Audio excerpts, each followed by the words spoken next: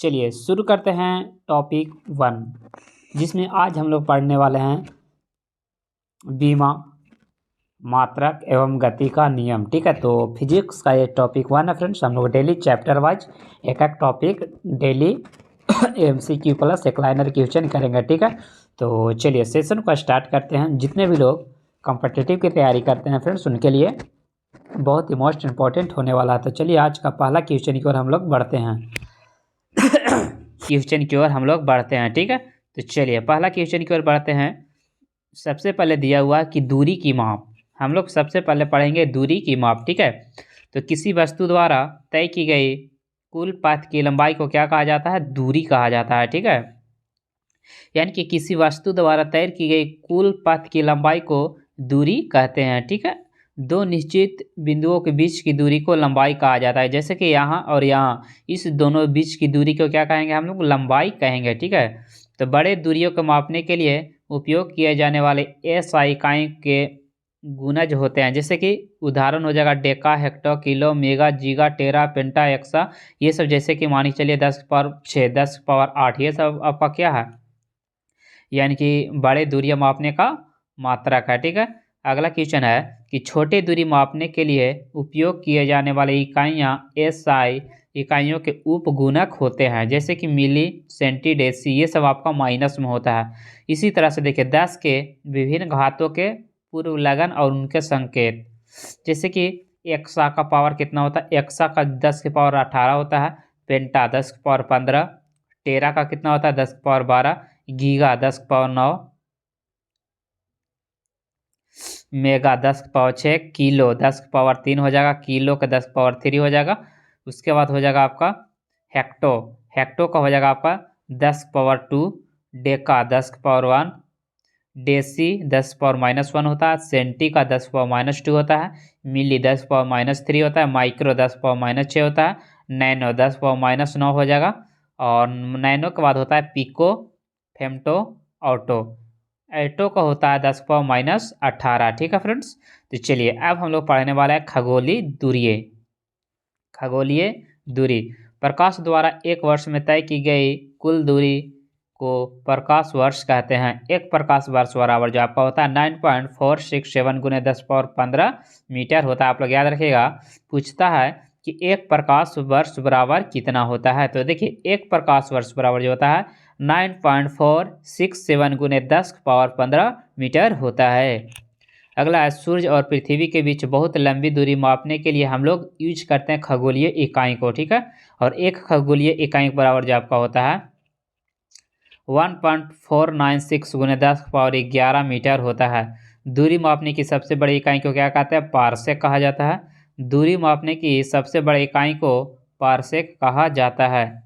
अगला क्वेश्चन है एक पारसेक बराबर कितना होता है? तो एक पारसेक बराबर होता है 3.086 × 10⁻16, या तो फिर कह सकते हैं 3.26 प्रकाश वर्ष आपका होता है।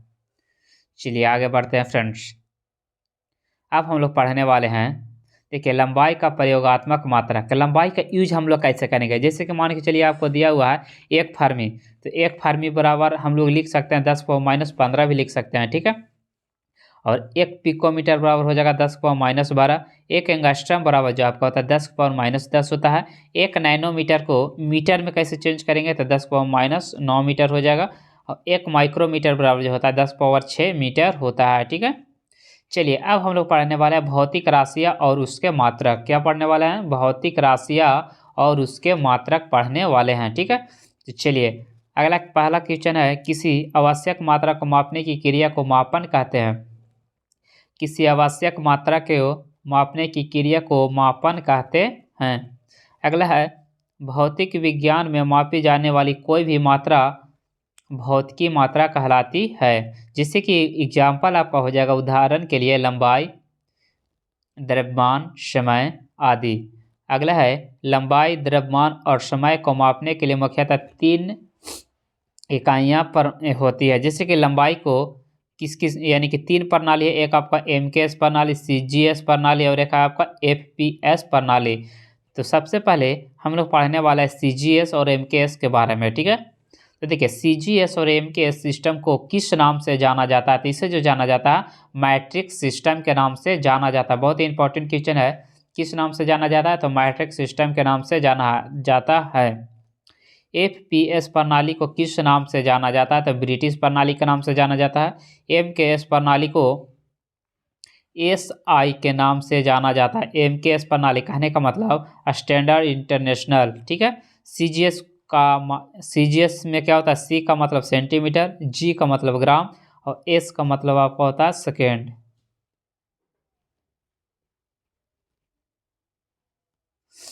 चलिए अगला क्वेश्चन की ओर बढ़ते हैं फ्रेंड, है FPS प्रणाली को किस नाम से जाना जाता है, तो FPS प्रणाली के जो हम लोग जानते हैं ब्रिटिश प्रणाली के नाम से जानते हैं, ठीक है। अगला है MKS प्रणाली। चलिए हम लोग पढ़ रहे थे कहाँ, CGS, तो CGS मतलब होता है सेंटीमीटर ग्राम सेकेंड, यानी कि सेंटीमीटर। MKS में हो जाएगा मीटर किलोग्राम सेकेंड और FPS में होगा फुट पाउंड सेकेंड। लंबाई, द्रव्यमान और समय को मापने के लिए उपयोग किए जाने वाले माप को क्या कहा जाता है, तो मौलिक माप या आधारी माप कहा जाता है।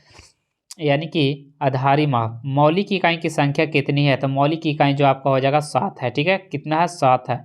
मूल मात्रा का जो हो जाएगा आपका मूल मात्रा कितना है, 7 है। लंबाई, द्रव्यमान, समय, तापमान, धारा, ज्योति तीव्रता, पदार्थ की मात्रा, ये आपका क्या है, मूल मात्रक है फ्रेंड्स 7। याद रखिएगा, पूछता है कि मूल मात्रा की संख्या कितनी है, तो मूल मात्रा की जो संख्या हो जाएगा आपका 7 हुआ है। कितना है, 7। लंबाई, द्रव्यमान, समय, तापमान, धारा, ज्योति तीव्रता और पदार्थ की मात्रा। अगला है लंबाई को हम लोग किस में मापते हैं, तो लंबाई को मीटर में मापा जाता है। द्रव्यमान को किलोग्राम में मापा जाता है। समय को सेकेंड में मापा जाता है। तापमान को केल्विन में मापा जाता है और धारा को एम्पियर में मापा जाता है। और ज्योति तीव्रता को कैंडेला में मापा जाता है। पदार्थ की मात्रा को मोल में मापा जाता है।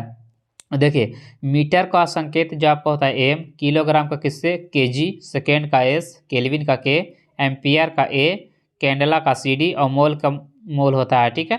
और बीमा, लंबाई का बीमा जो आपका होता है जिसे डायमेंशन बोला जाता है। लंबाई का एल, द्रव्यमान का एम, समय का टी, कैपिटल टी होता है। तापमान का के से डिनोटेट करते हैं। धारा का ए और ज्योति तीव्रता का सी, पदार्थ की मात्रा का एन, ठीक है। अगला है कि माप की 2 पूरक इकाइयाँ भी है। माप की कितना 2 पूरक इकाइयाँ हैं, एक आपका समतल कोण, एक आपका हो जाएगा ठोस कोण। समतल कोण को रेडियन कहा जाता है, ठोस कोण को ऑस्ट्रेलियन कहा जाता है। क्या कहा जाता है, रेडियन और ऑस्ट्रेलियन कहा जाता है, ठीक है। जिसका संकेत होता है RAD और SR होता है। ठोस कोण का क्या कहते हैं, SR से डिनोटेट करते हैं। चलिए अब हम लोग पढ़ने वाले हैं SI यूनिट। वह मापा मान जो किसी भी स्थान पर किसी के द्वारा भी मापने का समान होता है उसे क्या कहते हैं, मानक इकाई। जैसे कि मात्रक और विमा। सबसे पहले क्षेत्रफल। क्षेत्रफल का जो मात्रक होता है आपका मीटर स्क्वायर होता है, ठीक है। जिसका विमा होता है एल स्क्वायर। क्षेत्रफल जिसका फार्मूला होता है लंबाई गुना चौड़ाई। तो लंबाई को किससे डिनोटेट करते हैं, मीटर से। चौड़ाई के भी मीटर से। तो मीटर मीटर क्या हो जाएगा आपका, मीटर स्क्वायर हो जाएगा। इसीलिए मीटर को कैसे, एल से डिनोटेट करते हैं। तो 2 मीटर है तो एल स्क्वायर हो जाएगा, ठीक है। चलिए आयतन का जो बीमा हो जाएगा यानी कि एस है मात्रक मीटर क्यूब, बीमा एल क्यूब। चाल का हो जाएगा मीटर पर सेकेंड और इसका जो डायमेंशन सूत्र होता है, बीमीय सूत्र होता है LT-1। वेग का मीटर पर सेकेंड, त्वरण का मीटर पर सेकेंड स्क्वायर, बल का न्यूटन जिसका बीमीय सूत्र होता है MLT-2। क्या होता है, MLT-2। चलिए अगला क्वेश्चन की ओर बढ़ते हैं, संवेग। Newton second. संवेग का क्या होता है, न्यूटन सेकेंड जिसका फार्मूला हो जाएगा बीमीय सूत्र MLT-1। आवेग का होता है केजी मीटर पर सेकेंड। दाब का होता है केजी पर मीटर पर सेकेंड। पृष्ठ तनाव का होता है केजी पर सेकेंड। घनत्व का आपका होता है केजी पर मीटर क्यूब। और कोणीय वेग का होता है S-1। कार्य का होता है केजी मीटर स्क्वायर पर सेकेंड स्क्वायर या तो फिर जूल होता है, ठीक है। चलिए आगे बढ़ते हैं। कोणीय विस्थापन। कोणीय विस्थापन का आपका होता है रेडियन। इसका कोई बीमीय सूत्र नहीं होता है। शक्ति जूल बटा सेकेंड या वाट होता है। क्या होता है, जूल बटा सेकेंड या वाट जिसका बीमीय सूत्र होता है ML²T-3। बल घूर्ण बराबर होता है न्यूटन मीटर जिसका आपका बीमीय सूत्र हो जाएगा M L square T minus two होता है फ्रेंड्स। अगला है गुरुत्वाकर्षण नियतांक यानी कि न्यूटन का हो जाएगा M minus one L cube T minus two. Young गुणांक का आपका जो होता है न्यूटन पर मीटर स्क्वायर यानी कि M L minus one T minus two होता है फ्रेंड्स। अगला है श्यानता गुणांक बराबर हो जाएगा आपका केजी मीटर पर सेकेंड। धारिता बराबर हो जाएगा फराडे, जिसका विमीय सूत्र होता है M minus one L minus two T के पावर फोर ए स्क्वायर आपका होता है। ठीक है, चलिए आगे बढ़ते हैं अगला क्वेश्चन की ओर। उसका बाद है आपका धारिता हो गया चालकता का होता है पर ओम। ठीक है, अगला है धारा घनत्व ampere per metre square. Flux का वेबर होता है। प्रतिरोधकता का जो आपका होता है ओम मीटर होता है। गुप्त ऊष्मा का जूल पर केजी। कोणीय संवेग केजी मीटर पर मीटर स्क्वायर पर सेकेंड। जड़त्व घूर्ण का जो आपका होता है केजी मीटर स्क्वायर क्या होता है केजी मीटर स्क्वायर होता है। जड़त्व घूर्ण बराबर होता है केजी मीटर स्क्वायर। भार बराबर हो जाएगा आपका केजी मीटर पर सेकेंड स्क्वायर। ठीक है, चलिए आगे बढ़ते हैं फ्रेंड्स। अब इसके बाद हम लोग पढ़ने वाले हैं कि समान मात्रक तथा उनके समान विमीय सूत्र, यानी कि किसका किसका समान विमीय सूत्र होता है। तो देखिए चाल और वेग का विमीय सूत्र आपका समान होता है जो कि एल टी माइनस वन होता है। इसी तरह से भार और बल का होता है आपका M L T minus two. Planck नियतांक और कोणीय संवेग का आपका हो जाएगा M L square T minus one. कोणीय वेग और वेग प्रवणता का आपका होता है टी माइनस वन। संवेग और आवेग का होता है M L T minus one. ऊर्जा कार्य और बल घूर्ण का होता है आपका M L square T minus two. दाब प्रतिबल प्रत्यास्था गुणांक यंग प्रत्यास्था गुणांक ये तीनों का क्या होता है आपका M L minus one T minus two. क्या होता है M L minus one T minus two. अपेक्षिक घनत्व अपेक्षिक आर्द्रता यानी कि मात्रकहीन तथा विमाहीन होते हैं। चलिए अब हम लोग पढ़ने वाला सदिश राशि किसे कहते हैं और अदिश राशि किसे कहते हैं। तो देखिए सबसे पहले हम लोग पढ़ेंगे कि सदिश राशि जिसे वेक्टर क्वांटिटी कहा जाता है, यानी कि वेक्टर किसे कहा जाता है। तो देखिए सदिश राशि वैसी भौतिक राशि को कहा जाता है जिसमें दिशा और परिमाण दोनों होता है, उसे क्या कहते हैं सदिश राशि कहते हैं। जैसे कि यह साधारण बीजगणितीय के नियम को पालन करता है। क्या करता है यह साधारणतः बीजगणित के नियमों का पालन करता है। अगला है सदिश राशियाँ विस्थापन वेग त्वरण विद्युतीय क्षेत्र बल संवेग आवेग चुंबकीय क्षेत्र, ये सब आपका जो हो जाएगा आपका सदिश राशि है, यानी कि वेक्टर क्वांटिटी है। और नेक्स्ट है अदिश राशि। अदिश राशि किसे कहेंगे तो वैसी भौतिक राशियाँ जिसमें केवल परिणाम हो दिशा नहीं हो उसे अदिश राशि कहा जाता है। यह साधारण बीजगणित के नियमों का पालन नहीं करता। क्वेश्चन पूछ देगा कि अदिश राशि बीजगणितीय के नियमों का पालन करता है या नहीं करता है, तो क्या हो जाएगा नहीं करता है। ठीक है, जैसे कि इसका एग्जाम्पल हो जाएगा जिसे स्केलर फॉर्म कहा जाता है। द्रव्यमान कार्य ऊर्जा शक्ति क्षेत्रफल घनत्व चाल दाब आयतन दूरी समय विभव विद्युत धारा, ये सब आपका जो हो जाएगा क्या हो जाएगा अदिश राशि का एग्जाम्पल हो जाएगा। ठीक है, चलिए सदिश के परिणाम में रूपांतरण सदिश के जोड़ों का त्रिभुज का नियम पालन करता है, यानी कि आर वेक्टर बराबर हो जाएगा जो ऊपर में एरो दिया हुआ रहता है उसका वेक्टर पढ़ा जाता है, यानी कि आर वेक्टर बराबर हो जाएगा ए वेक्टर प्लस बी वेक्टर। सदिश के जोड़ का समांतर चतुर्भुज का नियम, यदि कोई दो सदिश ए और बी एक दूसरे को थीटा कोण पर हो तो उसके परिणामी का परिणाम बराबर आर बराबर होगा आपका root under A square plus B square plus two A B cos theta. क्या हो जाएगा two A B cos theta होता है। चलिए अब हम लोग पढ़ने वाले हैं सरल रेखीय गति। क्या पढ़ेंगे सरल रेखीय गति पढ़ने वाले हैं। तो चलिए समय के साथ किसी वस्तु की स्थिति में परिवर्तन को गति कहलाती है। जब शरीर एक सीधी रेखा में चलती है तो उसे सरल रेखीय गति कहते हैं। अगला है आवर्ती गति कितने प्रकार के होते हैं। तो आवर्ती गति जो आपका होता है सरल लोला गति एक समान वृत्तीय गति, जिससे कि एग्जाम्पल इसका आवर्ती गति का एग्जाम्पल हो जाएगा झूले की गति घड़ी की सुई की गति पेंडुलम, ये सब आपका किसका एग्जाम्पल है तो आवर्ती गति का एग्जाम्पल हो जाएगा। नेक्स्ट क्वेश्चन है वस्तु किसी मध्य या स्थिर स्थिति में आगे पीछे चलती है या जब गति दोहराई जाती है तो उसे दोलनी गति कहा जाता है। जैसे कि मान के चलिए ये घड़ी है, पेंडुलम घड़ी तो आप लोग देखे ही होंगे। तो क्या करता है, पेंडुलम जो है आगे पीछे इस तरह से करते रहता है, तो ये आपका क्या हो जाएगा, आपका दोलनी गति का एग्जाम्पल हो जाएगा। ठीक है, चलिए। किसी वस्तु द्वारा तय की गई कुल पथ की लंबाई को क्या कहते हैं, दूरी कहते हैं। किसी वस्तु द्वारा तय की गई सबसे छोटी पथ की लंबाई को विस्थापन कहते हैं। गति की दर एक इकाई समय में किसी वस्तु द्वारा तय की गई कुल दूरी को क्या कहते हैं, चाल कहते हैं। चाल का एसआई मात्रक जो आपका होता है मीटर पर सेकेंड, क्या होता है, चाल का एसआई मात्रक जो आपका होता है मीटर पर सेकेंड होता है। यात्रा की कुल दूरी को कुल लिए गए समय के विभाजित करने पर क्या प्राप्त होता है, तो औसत चाल प्राप्त होता है। क्या होता है, औसत चाल प्राप्त होता है। औसत चाल बराबर हो जाएगा आपका कुल दूरी बटा कुल समय। क्या होता है, औसत चाल बराबर जो आपका होता है ना, कुल दूरी, यानी कि जितना दूरिया चलेगा ना और जितना समय में लगेगा उससे क्या करेंगे, भागा दे देंगे। किसी निश्चित दिशा में गति करने वाली वस्तु की चाल को वेग कहते हैं। क्या कहते हैं उसे, वेग कहते हैं। क्या कहते हैं, वेग कहते हैं।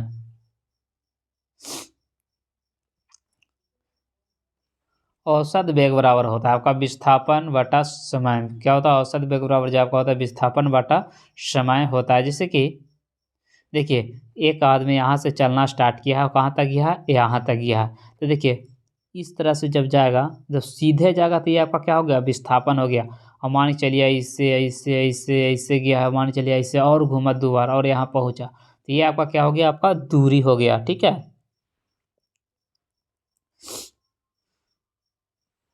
प्रति इकाई समय में वेग में परिवर्तन को त्वरण कहते हैं। वेग की दिशा में त्वरण सकारात्मक होती है।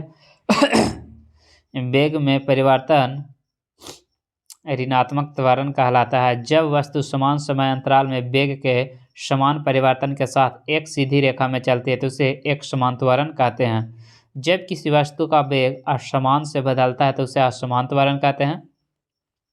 मुक्त रूप से गिरती वस्तु किसका एग्जाम्पल है, मुक्त रूप से गिरती वस्तु किसका एग्जाम्पल है, तो एक समान त्वरण का एग्जाम्पल है। भारी यातायात में वाहन किसका एग्जाम्पल है, तो असमान त्वरण।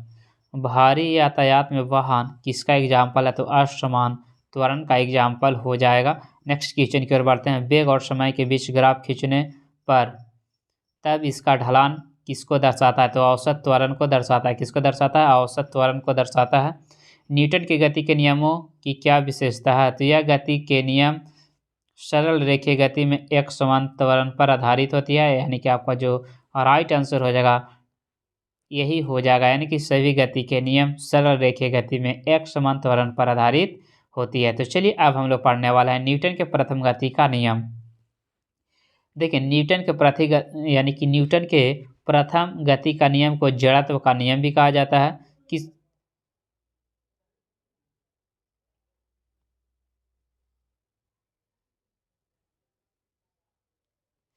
किसी वस्तु की एक ही अवस्था में रहने की प्राकृतिक प्रवृत्ति को जड़त्वता कहते हैं। जड़त्वता किसके समानुपातिक होती है, तो द्रव्यमान के समानुपातिक होती है। किसकी होती है, द्रव्यमान के समानुपातिक होती है। किसी वस्तु का द्रव्यमान किसकी माप है, तो ये आपका हो जाएगा जड़त्व का। किसका है, जड़त्व के है।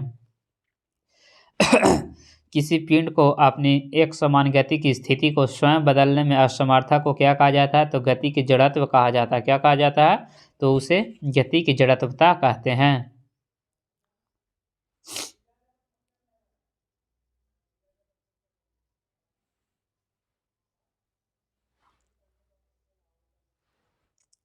चलिए आगे बढ़ते हैं। किसी पिंड को अपनी आराम की स्थिति को स्वयं बदलने में असमर्थ को आराम का जड़त्वता के रूप में जाना जाता है। किसी पिंड की अपनी गति की दिशा स्वयं बदलने में असमर्थता को दिशा की जड़त्व कहते हैं। एक ऊंची छलांग लगाने वाले ऊंची छलांग लगाने से पहले कुछ देर दौड़ता है ताकि गति का जड़त्व उसके लंबी छलांग लगाने में मदद करता है। क्या करता है, लंबी छलांग लगाने में मदद करता है। एक धावक अंतिम रेखा पार करने के बाद भी क्यों दौड़ता रहता है, क्योंकि गति का जड़त्वता उसके दौड़ाए रखती है। क्या करती है, उसे दौड़ाए रखती है।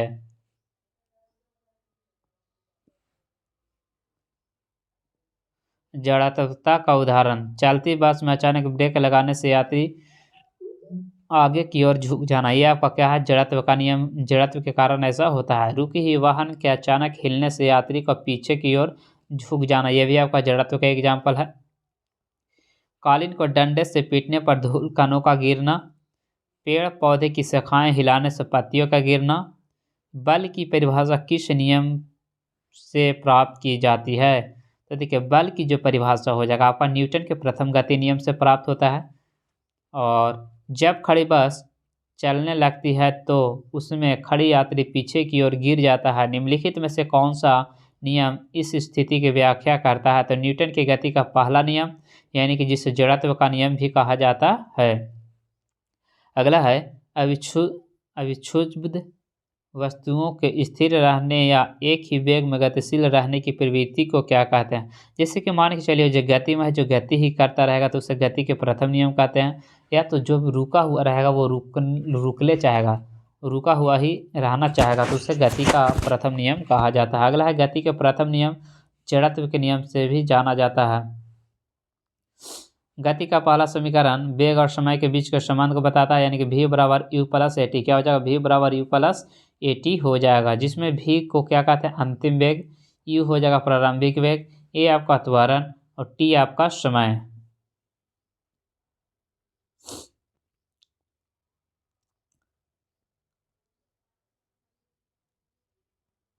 चलिए अगला है न्यूटन के द्वितीय गति नियम।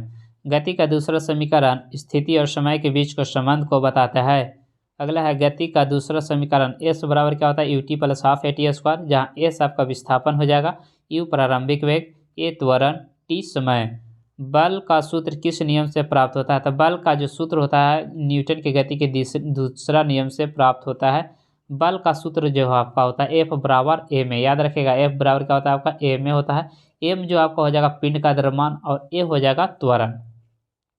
किसी वस्तु के संवेग में परिवर्तन की दर बल की दिशा में लगाए गए असंतुलित बल के समानुपाती होती है, यानी कि गति का दूसरा नियम कहलाता है।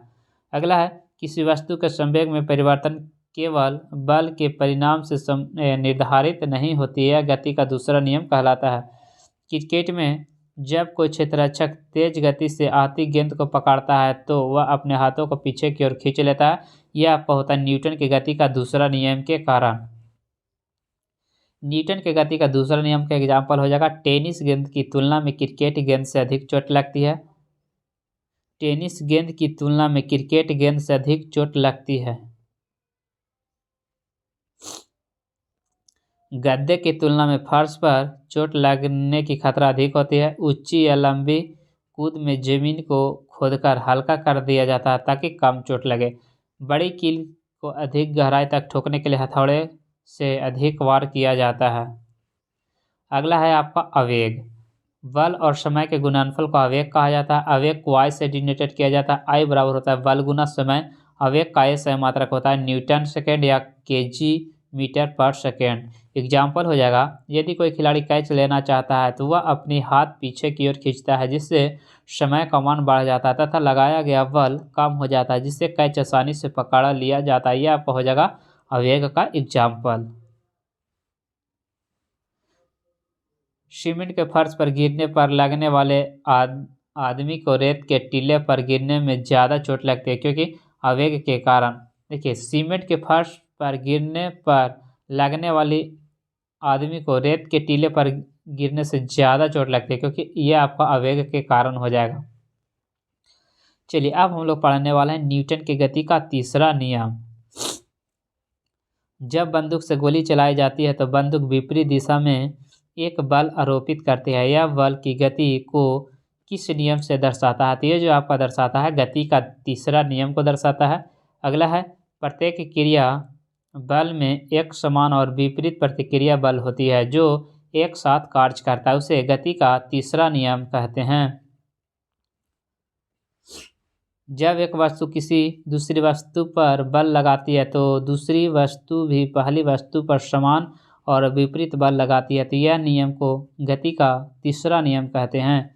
अगला है कि न्यूटन के कौन सा नियम बल की प्रकृति को प्रकट करता है? तो तीसरा नियम हो जाएगा कौन सा नियम? तीसरा नियम। न्यूटन का तीसरा नियम का उदाहरण क्या हो जाएगा? तो एग्जाम्पल हम लोग देखते हैं तीसरा नियम का। सबसे पहले एक महिला कुएं में पानी निकाल रही है और रस्सी टूटने पर पीछे की ओर गिर जाती है।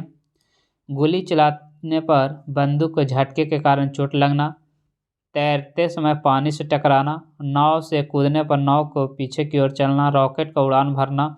गति का तीसरा नियम हो जाएगा v² बराबर u² प्लस 2as। क्या हो जाएगा? v² बराबर u² प्लस 2as। ठीक है, तो चलिए अगला क्वेश्चन की ओर बढ़ते हैं फ्रेंड्स। संघटय। चलिए,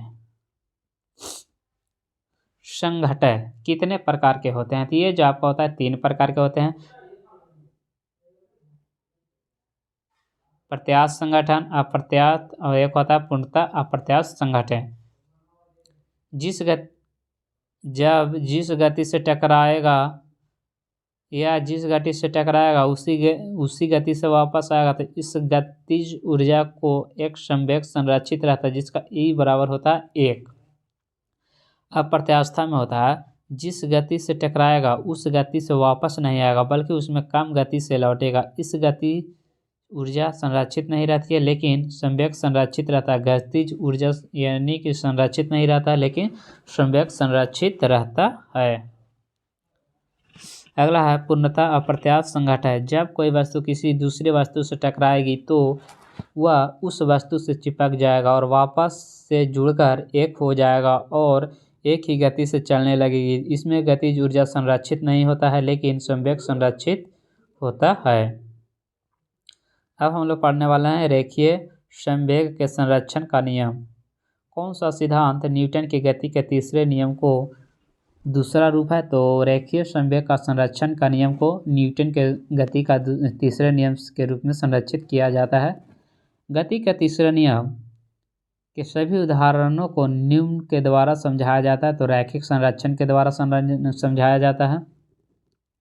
यदि किसी प्रणाली पर कोई बाहरी असंतुलित बल कार्य नहीं करता है तो इस प्रणाली पर कुल रैखिक संवेग संरक्षित रहता है, जैसे कि देखिए E1 और U2 संगठन यानी कि संगठन से पहले वस्तु का वेग और V1 और V2 संगठन के बाद का वस्तु का वेग।